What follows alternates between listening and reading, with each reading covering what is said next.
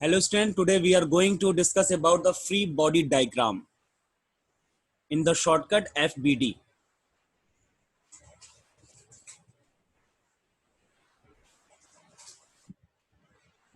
Okay, one by one we will discuss the some cases.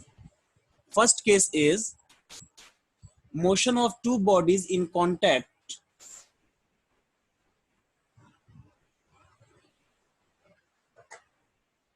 motion of two bodies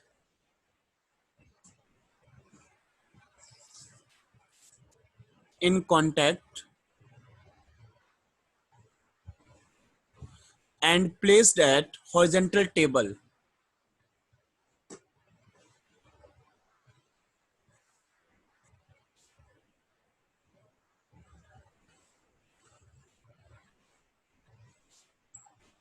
horizontal smooth table लिख देते हैं ताकि friction जो है ना उसको हम लोग नेग्लेक्ट कर देंगे। देखिए अभी जो हम लोग को पढ़ना है ना इसमें फ्रिक्शन को नेग्लेक्ट करके ही पढ़ना है इस चैप्टर में। ठीक है, जब फ्रिक्शन आएगा तो उसी तरीके से उसको काउंट कर लेंगे, जैसे अभी मैं कुछ फोर्सेस को काउंट करूंगा, आपको दिखाऊंगा। चलिए दो बॉडी ले लिया जाए और एक टेबल पे रख दिया जाए।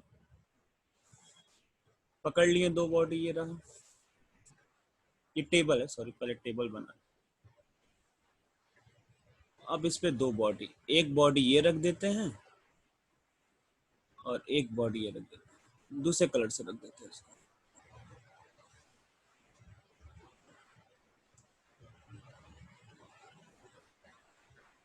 ठीक, ये दो बॉडी रख दिया, एक का मास m1 है और एक का मास m2 है और ये स्मूथ टेबल है। ठीक है, अब इस पे हम एक फोर्स लगाएंगे। देखिए फ्री बॉडी डायग्राम का मतलब ये है कि किसी सिस्टम ऑफ फोर्स पर, सॉरी किसी सिस्टम ऑफ बॉडीज पे लगने वाले फोर्सेस को रिजॉल्व कर देना। मतलब कि हमें एग्जैक्ट उसका जो जहां पर भी फोर्सेस एक्ट कर रहे हैं उसके लाइन ऑफ एक्शन को ड्रॉ करना और उसको रिजॉल्व कर देना, यही फ्री बॉडी डायग्राम का पर्पस है। और फिर वहां से हम कुछ टर्म्स को इक्वेट करके अपने रिक्वायर्ड थिंग्स को कैलकुलेट कर सकते हैं, जैसे एक्सेलरेशन कैलकुलेट कर सकते हैं, फोर्स कैलकुलेट कर सकते हैं, इन सब चीजों को कैलकुलेट कर सकते हैं। जैसे मान लीजिए कि यहां पर जो बॉडी m1 है इसके ऊपर फोर्स F लग रहा है। ठीक है, इस फोर्स F की वजह से इस बॉडी में एक्सेलरेशन प्रोड्यूस होगा, ये सिस्टम ऑफ बॉडी में एक्सेलरेशन प्रोड्यूस होगा जो कि इस डायरेक्शन में है। मैं इसको A मान ले रहा हूं, एक्सेलरेशन A प्रोड्यूस हो रहा है।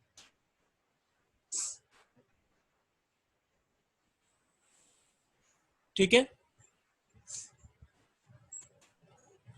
अब देखिए जब हम लोग फोर्स लगाएंगे तो ये है हमारा पॉइंट ऑफ कांटेक्ट, ये जो मैंने ब्लू कलर से ड्रॉ किया, ये हमारे दोनों बॉडीज का point of contact, plane of contact कहिए। ठीक, इस प्लेन ऑफ कांटेक्ट में कांटेक्ट फोर्स डेवलप होगा इस तरीके से कि M1 जो है वो M2 को पुश करेगा और M2 जो है वो M1 को पुश करेगा according to the Newton's third law. मेरी बात समझ में आ रही है? जैसे हम लोग फोर्स लगा रहे हैं M1 पे, फिर M1 फोर्स लगाएगा M2 पर। मान लीजिए M2 पर ये फोर्स लगा रहा है स्मॉल f। ठीक, तो अब M2 भी जो है न्यूटन्स लॉ के अकॉर्डिंग M1 के ऊपर भी फोर्स लगाएगा, इक्वल एंड अपोजिट। तो ये जो रेड कलर वाले में जो मैंने फोर्स लिखा है, ये force applied by M2 on M1 है। ठीक, अब हम लोग चलिए फ्री बॉडी डायग्राम ड्रॉ किया जाए। फ्री बॉडी डायग्राम में हम लोग एक एक कंपोनेंट को अलग अलग लिख करके और उस पर लगने वाले फोर्सेस को ड्रॉ करेंगे। सबसे पहले मैं रेड वाली बॉडी यानी कि M1 बॉडी को ड्रॉ करते हैं। अब देखिए M1 बॉडी पे क्या एक्ट कर रहा है और कैसे एक्ट कर रहा है।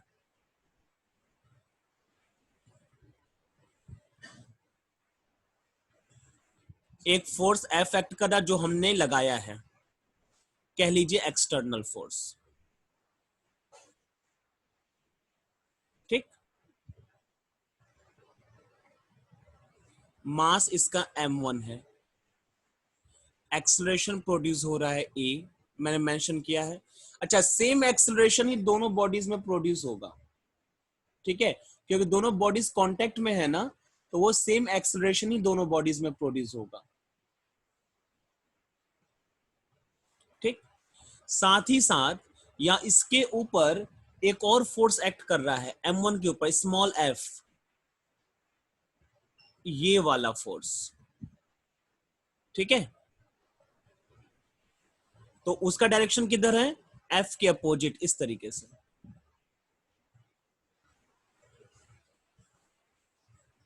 ठीक है, तो मैं यहां लिख देता हूं F, ये M1 के लिए है। चलिए अब M1 की रिलेशन लिखा जाए।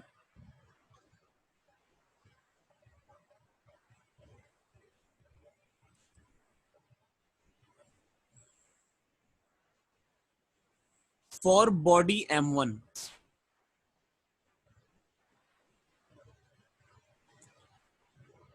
बाय न्यूटन सेकेंड लॉ, ये बार बार मैं लिखूंगा नहीं, बस एक बार लिख रहा हूं।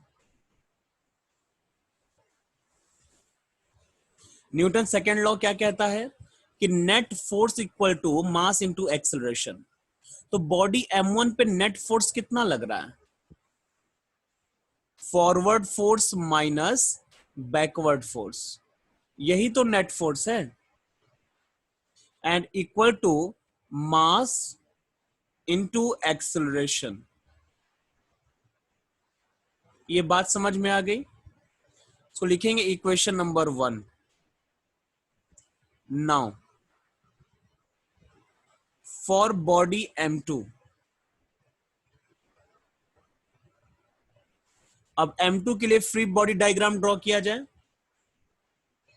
पकड़ लेते हैं M2, ये रहा गया।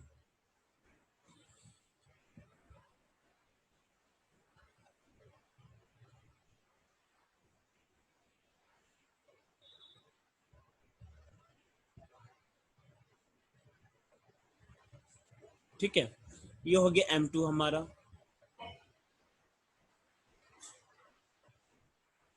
एक्सेलरेशन इसमें इस साइड प्रोड्यूस हो रहा है ना,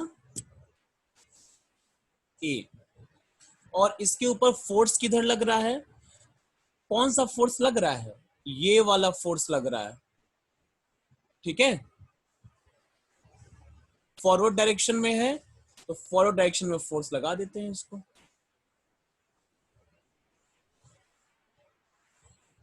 ठीक, ये F फोर्स लग रहा है इसके ऊपर,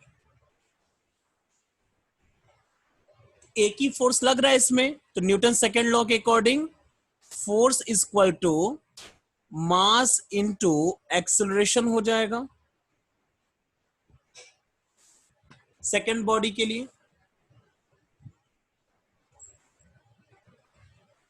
कोई दिक्कत नहीं है। इन दोनों को बोलते हैं फ्री बॉडी डायग्राम। ये पहला वाला free body diagram of M1 है और दूसरा वाला free body diagram of M2 है। ठीक है, इसमें जो भी फोर्सेस लग रहे थे उसको हम लोगों ने अलग अलग कर दिया ना, दिखा दिया ना, शो कर दिया, तो इसी को बोलते हैं फ्री बॉडी डायग्राम। अच्छा, नाउ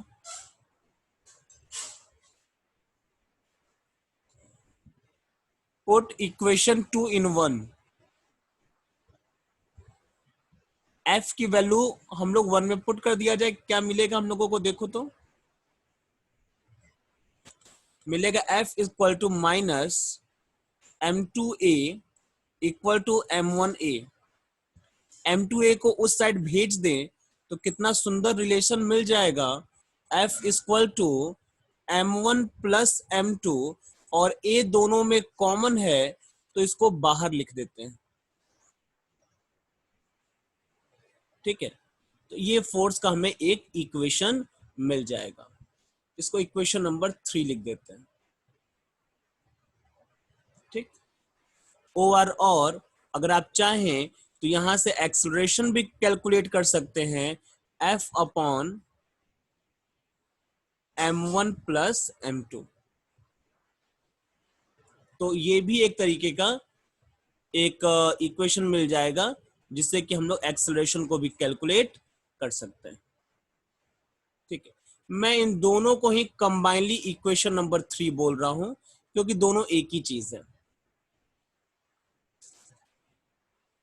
अब आते हैं आगे, और क्या कैलकुलेट किया जा सकता है? यही कर ले क्या, इधर ही कोने में कर लेते हैं।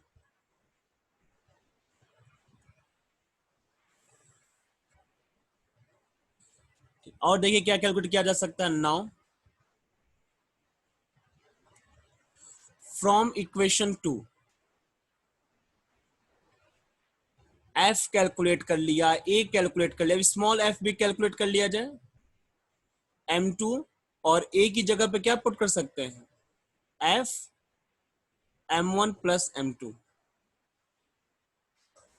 ठीक है, एफ इक्वल टू कितना हो जाएगा, m2 upon m1 plus m2 into F. ये रिलेशन निकल सकता है। कॉन्टैक्ट फोर्स अगर कैलकुलेट करना हो तो इस तरीके से कैलकुलेट कर सकते हैं। इसको इक्वेशन नंबर 4 लिख देते हैं। ठीक है, कोई प्रॉब्लम? कोई प्रॉब्लम नहीं है। अब यही मान लीजिए कि जो फोर्स मैंने लगाया वो m1 पे लगाया, तो ये रिलेशन मिला। अगर यही फोर्स m2 पर लगा दिया जाता तब क्या रिलेशन मिलता, नेक्स्ट पेज पे बताना पड़ेगा।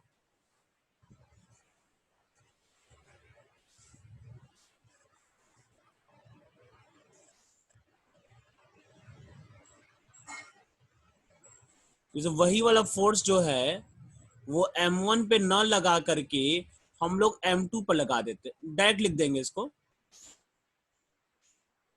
ये m1 और ये m2, और इसमें एक्सलेशन ए प्रोड्यूस होता, फोर्स एफ को यहां लगा दी। तो ऐसे केस में क्या क्या रिलेशन निकल जाता, देखो कुछ करना नहीं है। When force is applied, force F is applied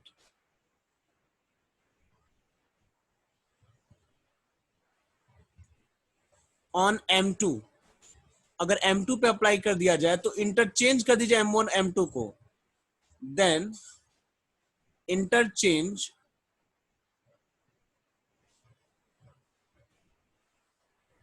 M1 and M2 in equation 3 and 4। ठीक है, वही आ जाएगा, A equal to F upon M2 plus M1। वहां M1 प्लस M2 था, यहां M2 प्लस M1। इक्वेशन पे कोई इफेक्ट नहीं पड़ा। ठीक है, ये 5, और F की वैल्यू कितनी थी, यहां देखिए, यहां है M2 by M1 plus M2, तो M2 की जगह पे M1 लिखिए और M1 की जगह पर M2। तो यहां पर फर्क पड़ेगा। ठीक है, एक्सलेशन में तो कोई फर्क नहीं पड़ा, लेकिन कांटेक्ट फोर्स वाले में फर्क पड़ेगा। खैर निकल जाएगा बड़े आसानी से। ये क्वेश्चन नंबर 6 हो जाएगा। आई होप कि मेरी बात समझ में आ गई होगी।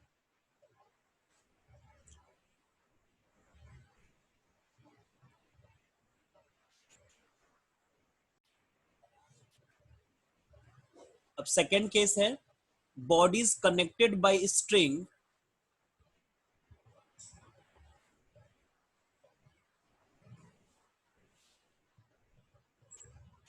body is connected by string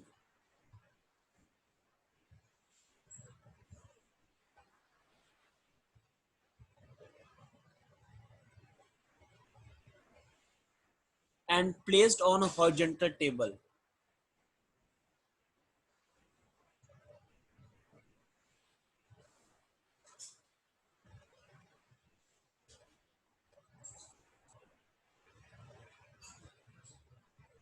smooth table लिखता हूं।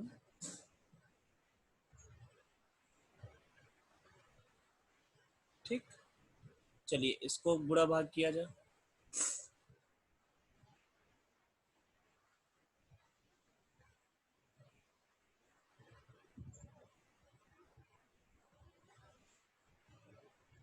तो एक टेबल ले लेते हैं और इसके ऊपर रख दिया जाए दो बॉडी।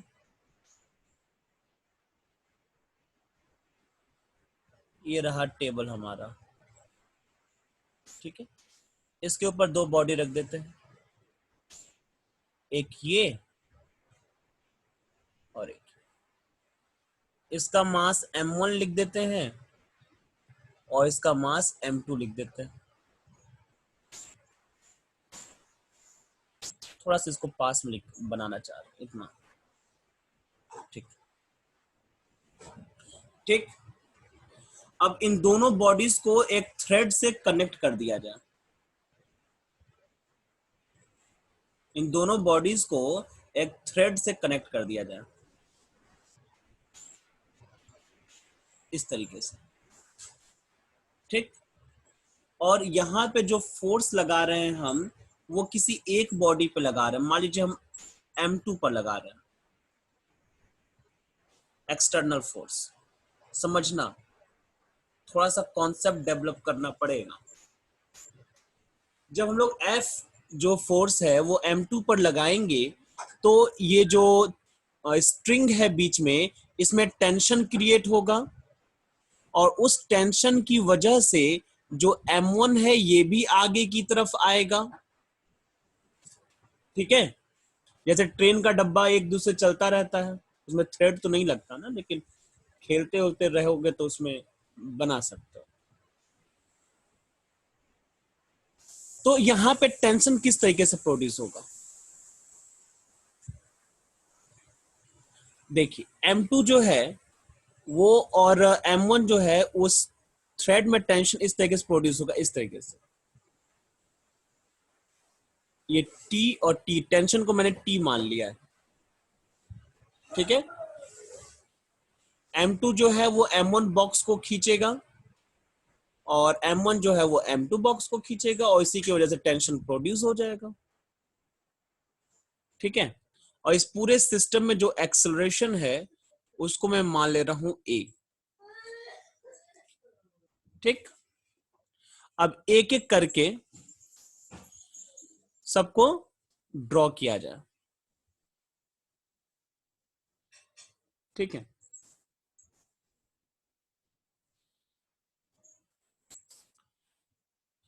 अच्छा एक काम और भी करना चाहिए था हम लोगों को। एक्चुअली उसका कोई काम नहीं था इसलिए हमने नहीं किया है, लेकिन करना चाहिए। वो ये करना चाहिए कि यहाँ पे हम लोगों को फ्रिक्शन, हम लोगों को वेट भी दिखाना चाहिए। फ्रिक्शन तो नहीं है, फ्रिक्शन को ड्रॉ करने की जरूरत नहीं है। यहाँ पे हम लोगों को ना वेट भी शो करना चाहिए।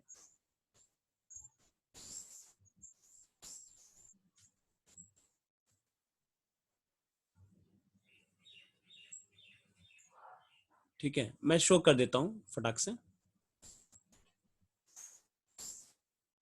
ये रहा बॉडी का वेट।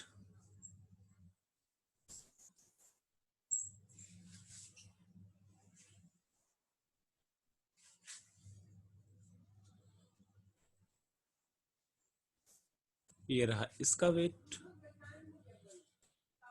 ये हो जाएगा वेट m1 इंटू जी, ये हो जाएगा m2 इंटू जी, और इसके बदले में रिएक्शन काम करेगा, आप जानते हो रिएक्शन काम करेगा ऊपर की तरफ।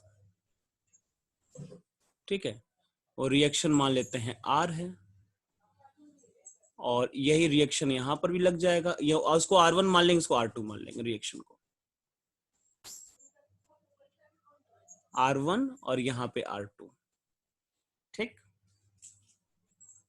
यही चीज यहां पे बना दीजिए, वेट नीचे की तरफ और रिएक्शन ऊपर की तरफ।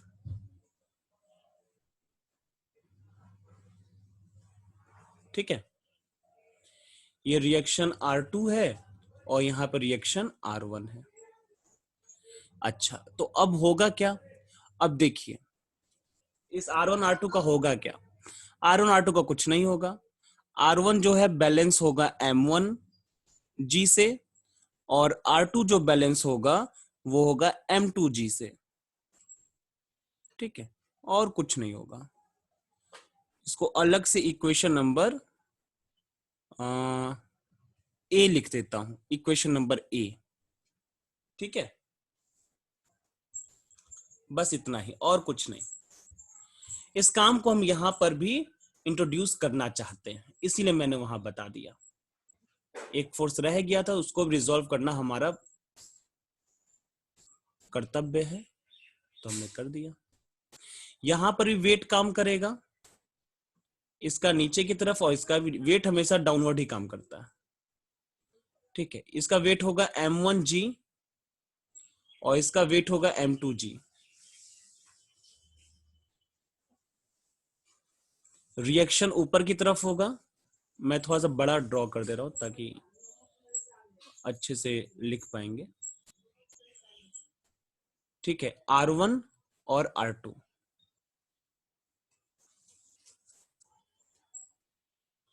चलिए फ्री बॉडी डायग्राम फटाक से ड्रॉ किया जाए।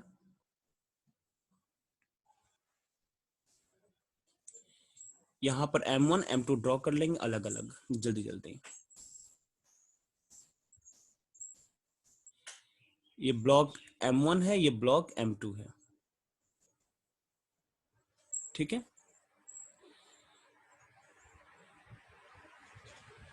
दोनों एक साथ ड्रॉ कर रहे हैं, फिर इक्वेशन सभी लिखेंगे।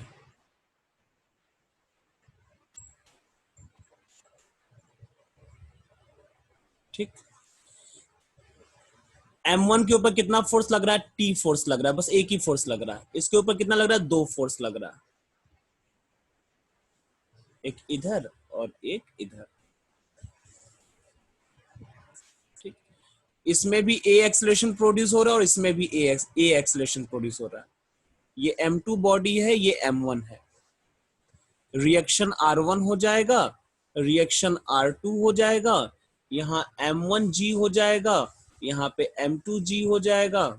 ये F है और ये क्या है? टेंशन ऊपर देखिए दिखाई दे रहा है, ये टेंशन T है। ठीक है, यहाँ लिखेंगे for body M1। M1 body के लिए क्या होगा? सबसे पहले तो यही लिख दो, R1 इक्वल टू M1G। एक तो इक्वेशन ये बन जाएगा, 1 लिख दिया। एंड दूसरा रिएक्शन क्या बनेगा? इस टेंशन T की वजह से इस बॉडी में एक्सेलरेशन प्रोड्यूस हो रहा है A, तो T भी तो फोर्स होता है ना, तो force equal to mass into acceleration. Equation number 2 हो गया। Now for body M2, M2 body पे ध्यान दो, तो पहला तो यही बन जाएगा R2 equal to M2G, equation number 3। And net force कितना है? F माइनस टी है, और इसकी वजह से कितना एक्सेलरेशन प्रोड्यूस हो रहा है? A, तो M2 इंटू ए हो जाएगा। ठीक है, equation number 4। Put 2 in equation 4। 2 की वैल्यू को 4 में पुट कर दीजिए, तो F minus M1A equal to M2A आ जाएगा। या फिर हम बोल सकते हैं F equal to M1 plus M2A। और जब ये लिख दिए तो बड़े आराम से लिख लेंगे A equal to F upon M1 plus M2। ठीक है, तो ये भी एक इक्वेशन बन जाएगा। इक्वेशन नंबर आप दे दीजिए इसको, चाहे तो इक्वेशन नंबर 5 मान लीजिए दे दिया। अब क्या कैलकुलेट करना है? टेंशन भी कैलकुलेट करना चाहते हैं तो इसको पुट कर दीजिए, पुट इन 2, 2 में पुट कर दीजिए तो T इक्वल टू कितना हो जाएगा, M1 upon M1 plus M2 into F। ठीक है,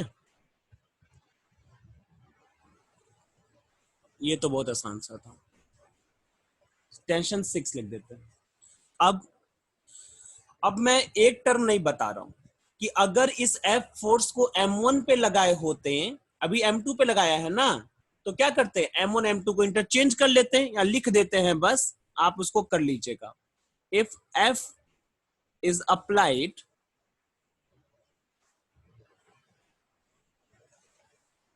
ऑन M1 then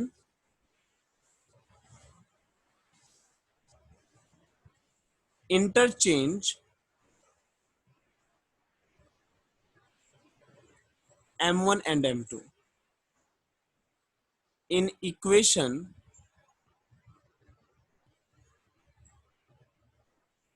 5 and 6।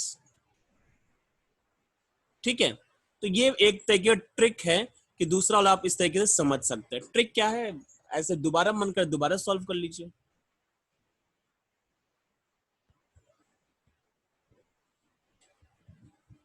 ठीक, अब इसके नेक्स्ट डेट पे हम लोग देखेंगे, पूले का एग्जांपल देखेंगे और भी अच्छे अच्छे केसेस इसके बारे में डिस्कस करेंगे।